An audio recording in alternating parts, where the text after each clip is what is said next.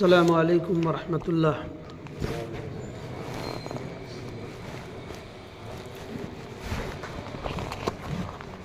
حاضرین جمعہ، آج کے خطبہ میں میرا موضوع ہے ارکان اسلام اور روزہ۔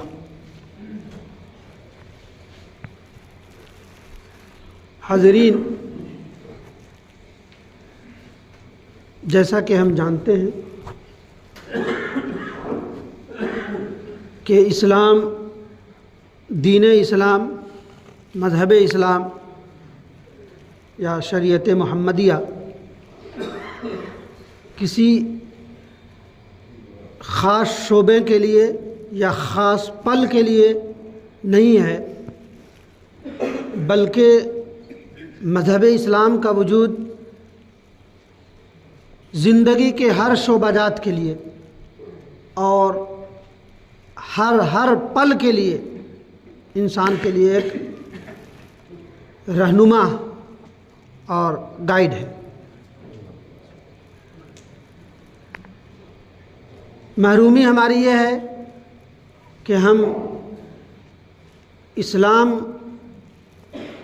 اسلامی ارکان کو ظاہری شکل کے طور پہ تو جانتے ہیں، ظاہری شکل تو جانتے ہیں، لیکن اس کی روح اور اسپرٹ سے ہم خالی ہیں۔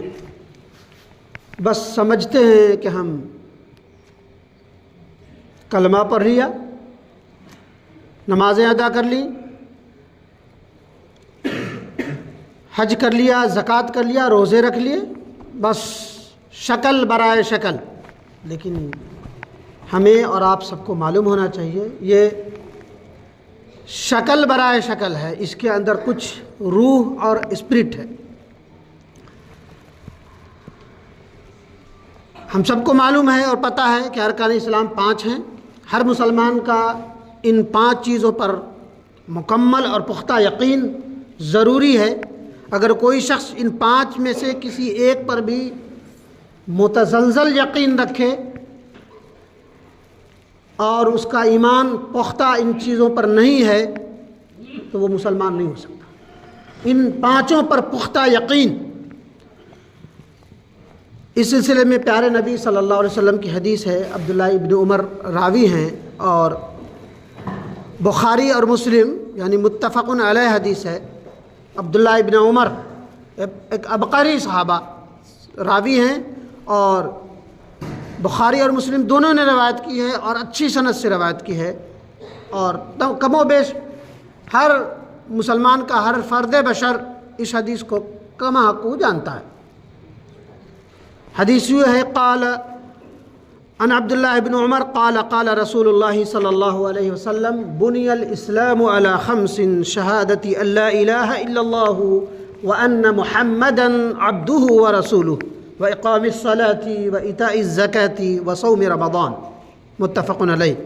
کہ حضرت عبداللہ ابن عمر کہتے ہیں کہ رسول اللہ صلی اللہ علیہ وسلم نے فرمایا، اسلام کی بنیاد 5 چیزوں پر رکھی گئی ہے۔ اس بات کی گواہی دینا کہ اللہ کے سوا کوئی معبود نہیں اور محمد صلی اللہ علیہ وسلم اس کے بندے اور رسول ہیں، نماز قائم کرنا، زکوٰۃ ادا کرنا، حج کرنا اور رمضان کے روزے رکھنا۔ اس حدیث کے مطابق دین اسلام میں 5 چیزیں ستون اور پیلرز کا، بنیاد کا کام کرتی ہیں۔ یہ بلڈنگ جو کھڑی ہے چند بنیادیں ہیں، اگر ایک کمزور ہو جائے تو وہ کمزور ہو جاتی ہے۔ اسی طرح سے ان 5 چیزوں کی پختگی ایمان کے لیے جزو لا ينفک ہے۔ اس پر مکمل طور پر ایمان رکھنا ہی ضروری ہے۔ جس طرح عمارتوں کے ستون پر کھڑی ہوتی ہے، اسی طرح اسلامی زندگی 5 ستون پر قائم ہوتی ہے۔ یہ 5 ارکان بظاہر 5 شکل ہے۔ 5 چیزوں کے نام جیسا کہ گنایا جا چکا، توحید، کلمہ شہادت، نبی کا اقرار، نماز، زکوٰۃ، حج اور روزہ۔ یعنی کلمہ شہادت ایمان کے الفاظ کو دہرانا، نماز قائم کرنا، زکوٰۃ کا مقرر رقم نکالنا، حج کے مراسم ادا کرنا اور رمضان کے روز، مگر اس کا مطلب شکل برائے شکل نہیں بلکہ شکل برائے روح اور اسپرٹ ہے۔ یعنی یہ 5 چیزیں صرف شکلی اور روایتی نہیں بلکہ ان میں ان کی جو اصلی ہے، جو کچھ حقیقت ہے، اس کی روح میں کچھ بستا ہے۔ مثال کے طور پر مہنگی سے مہنگی گاڑی ہم خرید لیں، مہنگے سے مہنگا لیپ ٹاپ لے لیں برانڈڈ، اور یا مہنگے سے مہنگا موبائل لے لیں، آپ گاڑی میں بیٹھیں اسٹارٹ نہ ہو سکے، شکل برائے شکل ہے، اس کا کچھ وجود نہیں ہے، آپ کے کام نہیں آیا۔ موبائل آپ نے اٹھایا، اتصال نہیں کر پایا، وہ کسی کام کے، آپ کسی مصرف کا آپ کے نہیں ہے، اچھے سے اچھا ہے لیکن نہیں۔ اسی طرح آپ نے کام کرنے کے لیے بہت دور بیٹھے ہوئے نکالا، آپ کا کمپیوٹر معمولی سا وائرس کچھ کے کام کا نہیں ہے۔ اسی طرح ایک انسان کا وجود، جب تک کہ آپ کے اندر کچھ حقیقت ہے، کچھ قابلیت ہے، اس وقت لوگوں کی نظر میں آپ ایک مکمل انسان ہیں۔ آپ کا یہ کھوپڑی گھوم گیا، تھوڑا سا ہی دماغ متزلزل ہو گیا، ہل گیا، آپ کا مصرف آپ کی اولاد کے لیے آپ ہوں گے مبارک، لیکن آپ اپنی ذات سے کسی کو فائدہ نہیں پہنچا سکتے۔ تو شکل برائے شکل، لاکھ خوبصورتی ہے، لاکھ چیزیں ہیں، لیکن آپ کام کے نہیں ہیں۔ وہی حال معاملہ ہمارے ان 5 شکلی کا ہے کہ اگر اسپرٹ سے، روح سے خالی ہے تو شکل برائے شکل ہے، اس کا ہونا نہ ہونا دونوں برابر۔ ایمان کی اسپرٹ یہ ہے، اس کا بظاہر شکل زبان سے ادا کرنا، اور اس کی اسپرٹ رب ذوالجلال کے اعتراف کہ اللہ کے سوا کوئی معبود نہیں، وہی معبود برحق ہے، ہر آن ہر لمحہ ہر پل کو وہ دیکھ رہا ہے، اور وہ اس کے تئیں میں جواب دہ ہوں۔ یہ وجود اگر ہے تو کلمہ شہادت کی روح ہے۔ رب کا وجود اس کے تمام صفات و کمال کے ساتھ آپ کے دل میں بیٹھا ہوا ہے، تب تو رب کا وجود ہے، ورنہ شکل برائے شکل ہے، روایت ہے بس۔ اسی طرح نبی اکرم صلی اللہ علیہ وسلم کا وجود، محمد عربی صلی اللہ علیہ وسلم کا وجود، پیغمبر انقلاب محسن انسانیت کا وجود ہمارے لیے ابدی رہنما، ہر سانس، ہر پل، ہر لمحہ ان کی مرہون منت اور اس کے بتائے ہوئے اصول کے مطابق ہے، تب تو ٹھیک ہے، ورنہ محمد کہ ان کے نام پر جان لٹانا آسان ہے، لیکن ان کے بتائے ہوئے اصول پر کما حق عمل کرنا بڑا مشکل ہے۔ اسی طرح آ جائیے آپ نماز ایک بہت بڑی عبادت ہے، اس کے بغیر اسلام کا وجود نہیں ہے، لیکن بظاہر آپ صرف 5 وقت آتے ہیں، نماز ادا کر دی اور بس چھٹی۔ نماز کی اصل، نماز کو عربی میں صلاۃ کہتے ہیں، اس کی ظاہری صورت تو 5 وقت عبادت ہے، اور اس کی معنوی اسپرٹ تواضع ہے، انکساری ہے۔ صلاۃ کا عمل کرنے والا آدمی اپنے رب کے آگے جھک جاتا ہے، رب کے آگے جھکتا ہے، اور تواضع و انکساری کا پتلا بن جاتا ہے، ڈاؤن ٹو ارتھ ہو جاتا ہے، اللہ کے حکم پر زمین پہ جھکنے والا بن جاتا ہے۔ تو تواضع اس کے وجود میں ہو جانا چاہیے۔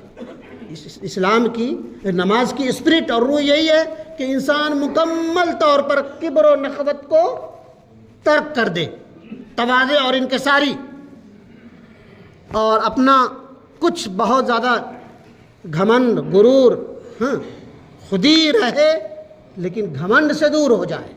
یہ ہے نماز کی اصل اسپرٹ، اور اس کا اصل وہ آنیان جیسی چیزوں سے یکسر خالی ہو جائے، اس کا رویہ ہر معاملے میں تواضع کا رویہ بن جائے، اور فخر و کبر و نخوت کو ترک کر دے۔ یہ ہے اس نماز کا اصل روح۔ ورنہ دیکھتے ہیں نماز بھی پڑھ رہے ہیں، مسجد سے نکلے تو وہی خباثت، وہی غلاظت، وہی زبان میں وہ غیر ناشائستگی الفاظ، وہی رویہ، دوسروں کو چھوٹا سمجھنا، دوسروں کے ساتھ وہ کرنا۔ اگر نماز کی روح کو آپ پہنچنا چاہتے ہیں تو آپ مکمل طور پر، جیسے 5 وقت آپ نے اللہ کے حکم کے پابند ہو گئے، جھکو تو جھک گئے، سجدہ کرو سجدہ میں گر گئے، سلام کا حکم ہو گیا نکل گئے، ویسے ہی آپ حق اور ناحق کو پہچاننے کا آپ کو بینائی مل جائے، تب جا کر کے وہ نماز اور وہ روحانی چیزیں۔ اسی طرح زکوٰۃ ہے، زکوٰۃ کی ظاہری صورت سالانہ ایک مخصوص رقم جو 2.5% ہوتا ہے وہ نکالنا ہے، نکال دیتے ہیں، بہت سارے نکالتے ہیں، بہت نہ بھی نہیں، لیکن اکثریت کوشش کرتے ہیں نکال دیں۔ لیکن اگر اس کی روح اور اسپرٹ یہ ہے کہ انسان خدمت خلق کا خوگر ہو جائے، پیسہ نکال دیا، علم گلم جگہ بانٹ دیا، وہ مقصد نہیں ہے، بلکہ اس کے اندر معاملہ یہ ہو کہ وہ مکمل طور پر خدمت خلق، دوسروں کو نفع بخش پہنچانے کے لیے ہمیشہ بالکل وہ رہے کہ کیسے دوسرے انسان کو ہم فائدہ پہنچا سکتے ہیں۔ نماز کی اصل اسپرٹ، زکوٰۃ کی اصل اسپرٹ یہی ہے، اس کے علاوہ دوسری چیزیں ہیں کچھ نہیں۔ وہ چاہے گا کہ دنیا میں اس طرح رہے کہ وہ دوسروں کے لیے زیادہ سے زیادہ نفع بخش بن جائے، یہ زکوٰۃ کی بات ہوئی۔ حج کی اسپرٹ، حج اپنے ظاہر کے اعتبار سے سالانہ مراسم کی ادائیگی ہے، اور اس کی معنوی اسپرٹ اتحاد ہے، یگانگت ہے، یونٹی ہے۔ جو آدمی صحیح کیفیت کے ساتھ حج کے افراد ادا کرنے کے لیے کر لے، اس کے اندر اختلافی نفسیات کا خاتمہ ہو جائے، وہ اتحاد و اتفاق کے مزاج کے ساتھ لوگوں کے درمیان رہنے لگے، حتیٰ کہ اس وقت بھی جب دوسروں سے اس کا اختلاف ہو، اس وقت بھی اس اختلاف میں بھی اتحاد کو چن لے، اور اس اختلاف کے باوجود مٹھاس اور رواداری اور دردمندی کو بھولنے نہ پائے۔ یہ ہے حج کی اسپرٹ، ایک ہی لباس میں، ایک ہی کلمے کے ساتھ، ایک ہی ترانے کے ساتھ گنگنانا کا مقصد اتحاد ہے، یونٹی۔ بس اوقات آپ کو دوسرا انسان جو آپ کے ساتھ چل رہا ہے صفا مروہ پہ، طواف میں اور دیگر جگہوں پہ، بظاہر اس کی شکل آپ کو پسند، لیکن آپ کو وہاں پر اس کے اختلاف سے کوئی مطلب نہیں، مومن بس مومن۔ تو یہ حج کا یہ ہوا کہ اتحاد اور یونٹی آپ کے رگ رگ میں بس جائے، اختلاف کے باوجود اتحاد میں جینا سیکھ جائیں، اختلاف کو یکسر مسترد کر کے اس پر چلنے والے بن جائیں۔ اسی طرح صوم، روزہ کی اسپرٹ بظاہر 9 گھنٹہ یا 12 گھنٹہ یا 16 گھنٹہ بھوکے اور پیاسے رہنے کا نام نہیں۔ نبی اکرم صلی اللہ علیہ وسلم کی حدیث ہے کہ ایک ایسا انسان ہے جس کو بھوک اور پیاس کے علاوہ کچھ نہیں ملتا۔ روزہ کا مطلب یہ ہے کہ انسان مکمل طور پر غیر شائستہ زندگی کو ترک کر دے، جس کا سب سے پہلا وہ صبر ہے۔ روزہ صبر ہے، صبر ہر چیز میں صبر، جیسے جائز چیزوں کو کھانے پینے جیسے مرغوب ترین چیز کو، جائز چیزوں کو چھوڑ دیتے ہیں، ہم ناجائز چیز سے بھی کما حق چھوڑ دیں گے کبھی بھی۔ روزہ کا مقصد صرف اور صرف یہی ہے کہ تمام 11 مہینوں میں ہمارا وجود مکمل خیر کا وجود ہو جائے، کبر و نخوت نہ ہو جائے، جھوٹ نہ ہو، فریب نہ ہو، اور جو گناہ ہم روزہ رکھ کے نہ کرنے کی کوشش کرتے ہیں وہ مکمل طور پر کبھی نہ کرنے پائیں۔ روزہ کی اسپرٹ یہی ہے۔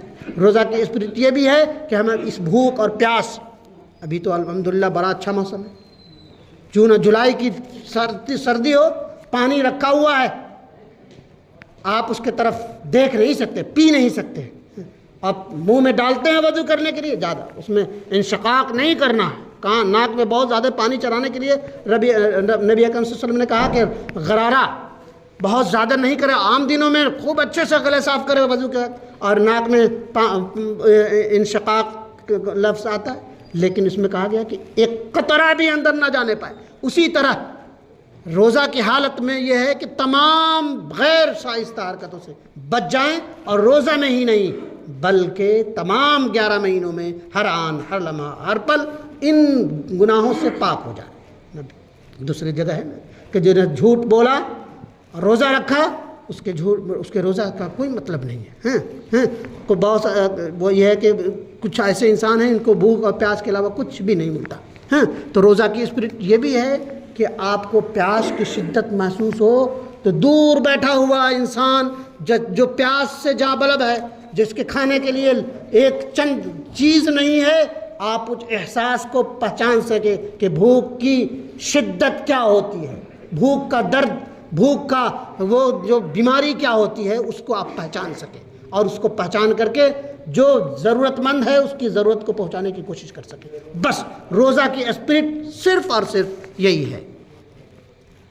اور اس کے علاوہ بھی بہت ساری چیزیں ہیں، روزہ ہو گیا، زکوٰۃ ہو گئے، حج بھی ہو گئے، تو یہ اگر یہ چاروں چیز تمام روحانی اسپرٹ ان میں موجود ہے تب تو ٹھیک ہے، ورنہ وہی کہا جائے گا کہ وہی موبائل کے مانند، وہی گاڑی کے مانند، وہی آپ آج چند پل پہلے آپ انسان کے لیے، آپ اپنے کلیگس کے لیے فائدہ مند تھے، آپ سے لوگ رائے لیتے تھے، آپ کا دماغ گما تو آپ اس کے کسی مطلب کے نہیں، کسی اور کی راہ دیکھیں، تو وہی ہے کہ شکل برائے شکل نہ ہو، شکل برائے روحانی اسپرٹ ہو۔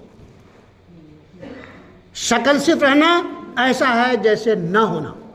تو کہنے کا مطلب یہ ہے کہ ہم بہت زیادہ زبان پہ عبور نہیں کہ میں آپ کو ساری چیزیں بعنوان سمجھا سکوں، لیکن سمجھنے کے لیے اشارہ کافی ہوتا ہے کہ نماز جو ہے توحید ہے، حج ہے، زکوٰۃ ہے، اس سب کے اندر کچھ حقیقتیں ہیں جس کو آپ پہچاننے کی کوشش کیجئے، اور اس کے مطابق عمل کرنے کی کوشش کیجئے۔ نماز کے بعد بھی اگر آپ کبر و نخوت کے پتلا ہے تو نماز آپ کا شکل برائے شکل ہے۔